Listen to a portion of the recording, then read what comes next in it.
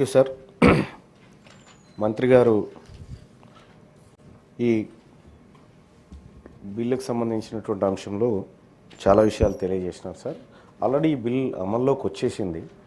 So మనం అంటే ఇది ఆల్రెడీ మనం ఆర్డినెన్స్ తీసుకున్నాం కాబట్టి అది అమల్లోకి వచ్చేసి నడుస్తూ ఉంది.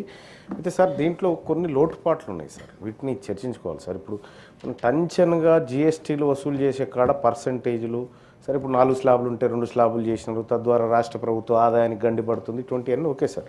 కానీ ఈ జిఎస్టీ ఫ్రాడ్ కేసులు చాలా ఉన్నాయి సార్.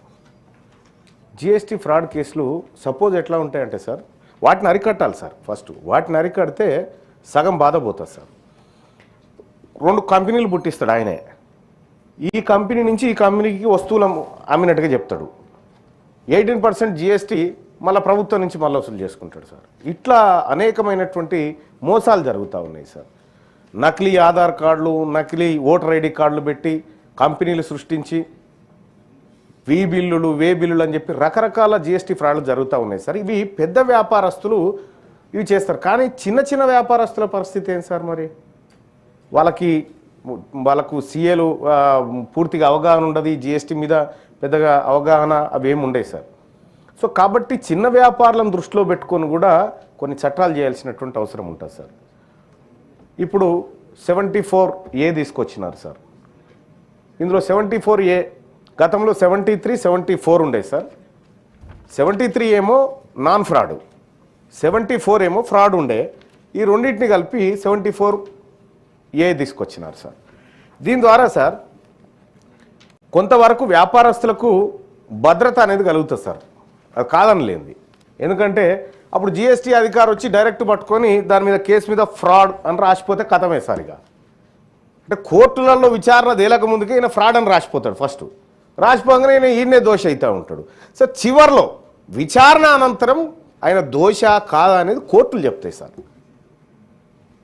అట్లా అదొక సమస్య ఉండే సార్, దాన్ని సవరించినందుకు ప్రభుత్వానికి కూడా ధన్యవాదాలు తెలియజేస్తూ ఉన్నా. కానీ కాకపోతే ఏంటంటే సార్, ఈ చిన్న వ్యాపారులు ఎక్కువగా ఈ అవగాహన లేమి కారణంగా కొన్ని ఫ్రాడ్ కేసులలో కానీ లేకపోతే కొన్ని నాన్ ఫ్రాడ్ కేసులలో కానీ ఇరికేటువంటి అవకాశం ఎక్కువగా ఉంది.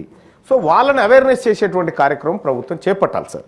ఇక సార్ ఈ జిఎస్టీ కేసుల విషయం చూస్తే సార్ ఒకసారి మొత్తం సార్ భారతదేశంలో ఇప్పటికే 55,813 కేసులు ఇప్పుడు కోర్టులలో పెండింగ్ ఉన్నాయి సార్. ఇవన్నీ ఈ జిఎస్టీ ఏది ఎవేజన్ కేసులకు సంబంధించినటువంటి సార్. దాదాపు వీటి విలువ సార్ 1,60,000 కోట్ల విలువైనటువంటి పంచాయతీలు కోట్లలో ఇరుక్కున్నాయి సార్. సో వాటిని తగ్గించడం కోసం ఇది కొంతవరకు ఉపయోగపడ్డప్పటికీ దీంట్లో చిన్న వ్యాపారస్తుల ప్రయోజనాలు ఉంటే బాగుండేది, వాళ్ళకు రక్షణ చట్టం ఉంటే బాగుండేది. ఇప్పుడు ఇనుప ముక్క దొంగతనం చేసిన ఆయనకు అదే కథ, లేకపోతే లారీ ఎత్తుకొని పోయిన ఆయనకు కూడా అదే కథ అవుతుంది ఇలా. కాబట్టి అంటే దొంగతనమే సార్, చిన్న పెద్ద అని కాదు, కానీ తెలియక జరుగుతాయి. కొంతమంది తెలియక జరుగుతాయి. ఓసారి సీఏ తప్పు చేస్తూ ఉంటాడు, ఓసారి ఆయనకు అవగాహన ఉండదు, దాంతో కొద్దిగా ఇబ్బందులు జరుగుతూ ఉంటాయి సార్. సార్ ఎవరైనా సరే పన్ను తక్కువగా చెల్లిస్తే అనుమానం వస్తుంది సార్. అనుమానం వస్తే నోటీస్ సర్వ్ చేస్తారు. నోటీస్ సర్వ్ చేసి వాళ్ళ వ్యాపారానికి సంబంధించినటువంటి రసీదులు కానీ ఇన్వాయిస్లు కానీ అన్నీ చెక్ చేసుకుంటారు సార్. చెక్ చేసుకొని తద్వారా నాన్ ఫ్రాడ్ అంటే తెలియక ఫ్రాడ్ చేసిండు అనుకుంటే సాధారణమైనటువంటి శిక్షతో అయిపోతుంది సార్. తెలిసి ఫ్రాడ్ చేసినటువంటి వాళ్ళైతే ఎవరైతే ఉన్నారో సార్ దీని మీద ఇంకా కఠినంగా వ్యవహరించాల్సి ఉండే సార్, చాలా కఠినంగా వ్యవహరించాలి సార్ దీని మీద. ఎందుకంటే షెల్ కంపెనీలు పెట్టి అందులో వ్యాపారం ఉండదు, ఏముండదు సార్. వీడికేం వస్తువు వీడికి పోయినట్టుగా చూపిస్తూ ఉంటారు, దానికి మళ్ళా జియో ట్యాగింగ్ లేకపోతే ఇంకేదో అంటారు కదా సార్, ఈ ఖాళీ సెల్ ఫోన్ మాత్రమే వీడికి పోతుంది సార్, లారీ పోయినట్టు చూపిస్తూ ఉంటారు.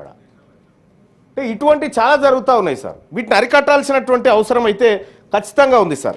ఇంకా అవి కాకుండా సార్ ఈ ఇన్పుట్ ట్యాక్స్ క్రెడిట్ విషయంలో మాత్రం ఇటువంటి ఫేక్ కంపెనీల ద్వారా చేస్తూ ఉంటారు సార్.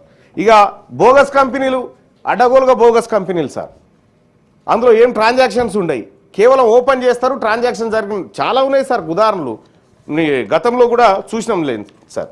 ఇక అలాగే సార్ కొంతమంది ఏం చేస్తారు సార్, కస్టమర్ నుంచి జిఎస్టీ వసూలు చేస్తారు సార్. ఇక ప్రభుత్వానికి గట్టుడు లేదు, దుకాణం షటర్ కింది గుంజి వెళ్ళిపోతారు సార్ కొంతమంది.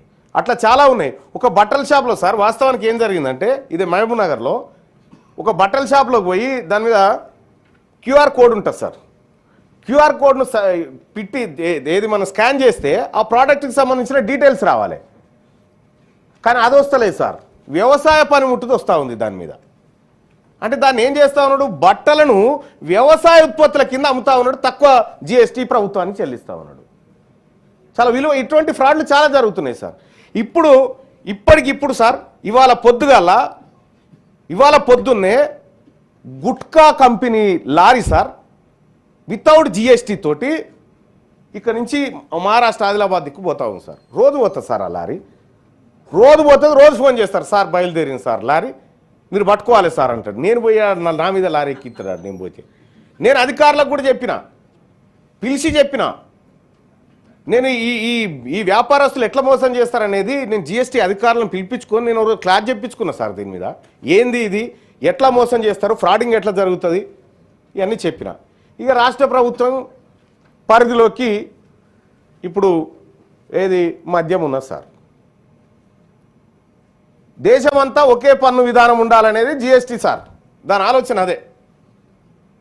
మేము 9% తీసుకుంటాం, మీరు 9%, మేము 5 తీసుకుంటే మీరు 5, మీరు 12 తీసుకుంటే మేము 12.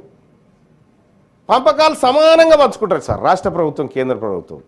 కానీ ఇక్కడ మద్యం ఉన్నది సార్. యాక్చువల్గా నేను ఒకసారి ఎక్సైజ్ అధికారులతో ఒకసారి క్లాస్ చెప్పించుకున్నాం సార్. మళ్ళా చెప్పించుకున్నటువంటి సందర్భంలో ఎంతకు తయారవుతుంది బాయ్ సాబ్ ఈ ఒక లిక్కర్ బాటిల్ క్వార్టర్ బాటిల్ ఎంతకు తయారవుతుంది అంటే 9 రూపాయలకు తయారవుతుందని చెప్తా ఉన్నాడు. 9 రూపాయల క్వార్టర్ బాటిల్ను 190 రూపాయలకు అమ్ముతా ఉన్నారు వీళ్ళు. అంటే దాని మీద ఎంత పన్ను అన్నట్టు? ఇది రాదా మరి జిఎస్టీ పరిధిలోకి? 18% ఎంత టాప్ ఉంటే అంతేయండి. మీరు 18% పన్ను వేయండి సార్ క్వార్టర్ మీద, 20 రూపాయలకే క్వార్టర్ సీసా దొరుకుతుంది. దాన్ని 180కి అమ్మబడితిరి. పెట్రోల్ డీజిల్ జిఎస్టీ పరిధిలోకి రావు, వాల్యూ యాడెడ్ ట్యాక్స్ దానికి. అంటే అంతర్జాతీయ మార్కెట్లో దాని ధరలు పెరిగినప్పుడల్లా ఇక్కడ మనం పన్నులు పెరుగుతూ ఉంటాయి అన్నట్టు. తెలంగాణ రాష్ట్రంలో మద్యం తర్వాత పెట్రోల్ డీజిల్ ఉత్పత్తుల మీద ఏది 10 రూపాయల లోపే. ఇంకా అంటే నేను జిఎస్టీ అంటా ఉన్నా. లేదు 9 రూపాయలకే తయారవుతుంది. దాని మీద 18% జిఎస్టీ వేసుకొని పోని. ఎంత టాప్ జిఎస్టీ ఎంత ఉంటే గంత వేసుకొని. ఈ కార్యక్రమం చేపడితే సర్కార్ అడ్డం పడుతుంది ఫస్ట్, ఎందుకంటే రెవెన్యూ అంతా దీని మీదనే ఉంది కాబట్టి. నేను ఏమంటానంటే కొద్దిగా చూసి ఈ వ్యాట్ పరిధిలో ఉన్నటువంటి వస్తువులను కూడా జిఎస్టీ పరిధిలోకి తేవాలి. అసలైనటువంటి 1,60,000 కోట్ల విలువైనటువంటి సంపద వివాదాలు కోర్టులో ఉన్నాయి సార్. ఈ ఫ్రాడ్ను అరికడితే, ఈ ఇన్పుట్ ట్యాక్స్ క్రెడిట్ ఏదైతే ఉందో ఇందులో జరుగుతున్న అక్రమాలను అరికడితే వసూళ్లు పర్ఫెక్ట్గా ఉంటాయి సార్. అలాగే ఇప్పుడు మద్యం తాగేటువంటి వాళ్ళు ఉన్నారు సార్, వాళ్ళకు మీరు ఒక సమాధానం చెప్తే బాగుంటుంది. మేము క్వార్టర్ సీసా మీద ఎంత ట్యాక్స్ వేస్తూ ఉన్నాము, 9 రూపాయలకు తయారయ్యేది 190 రూపాయలకు ఎందుకు అంతా ఉంది మీకు అనేది ఒకసారి ప్రభుత్వం ప్రజలకు కూడా చెప్తే వాళ్ళు కూడా చూడ ఎట్లా వాడుకోనో దాన్ని అట్లా వాడుకుంటారని సూచన సార్. శ్రీ సత్యం నెల్లికంటి.